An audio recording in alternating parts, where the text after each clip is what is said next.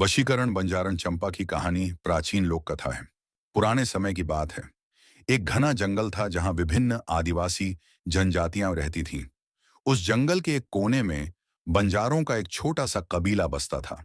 इन बंजारों का जीवन घुमंतु था। वे जंगल की गहराइयों में जाते, जंगल के उपहारों से अपना जीवन यापन करते और समय समय पर गांव गांव जाकर अपना व्यापार करते थे।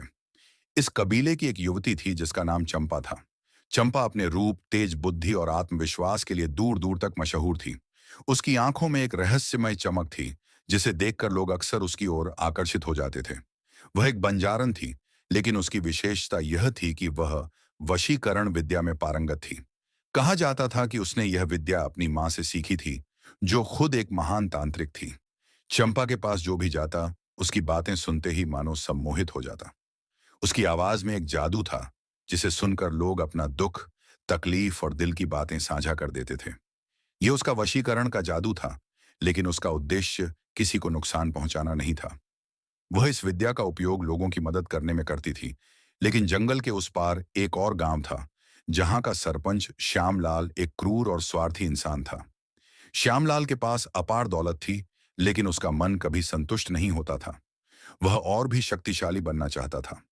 एक दिन उसने चंपा के बारे में सुना कि वह वशीकरण विद्या जानती है और अपने जादू से किसी को भी वश में कर सकती है। यह सुनकर श्यामलाल के मन में लालच जाग उठा। उसने सोचा कि अगर वह चंपा को अपने वश में कर ले, तो वह पूरे इलाके पर राज कर सकता है। श्यामलाल ने अपने कुछ आदमियों को चंपा के कबीले में भेजा। वे लोग चंपा के पिता से मिलने गए और उन्हें सोने चांदी के लालच में आकर चंपा को उनके साथ भेजने को कहा। लेकिन चंपा का पिता बहुत समझदार और सम्मानित व्यक्ति था। उसने श्यामलाल के आदमियों को साफ मना कर दिया। उसने कहा, हम बंजारों का जीवन हमारी स्वतंत्रता में है। हम अपने तरीके से जीते हैं और किसी के अधीन नहीं होते।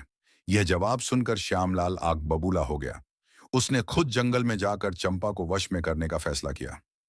एक दिन वह अकेले ही घने जंगल में चंपा के कबीले की ओर चल पड़ा।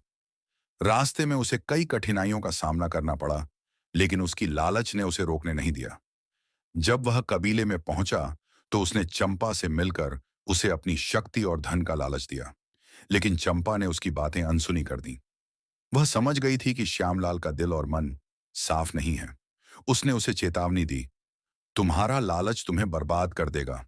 वशीकरण की विद्या केवल उन लोगों के लिए है जो सच्चे दिल से दूसरों की भलाई चाहते हैं। तुम इसके योग्य नहीं हो।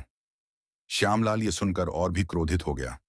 उसने सोचा कि वह किसी भी तरह से चंपा को अपने वश में करेगा, चाहे इसके लिए उसे कुछ भी करना पड़े। उसने काले जादू का सहारा लेने का निश्चय किया।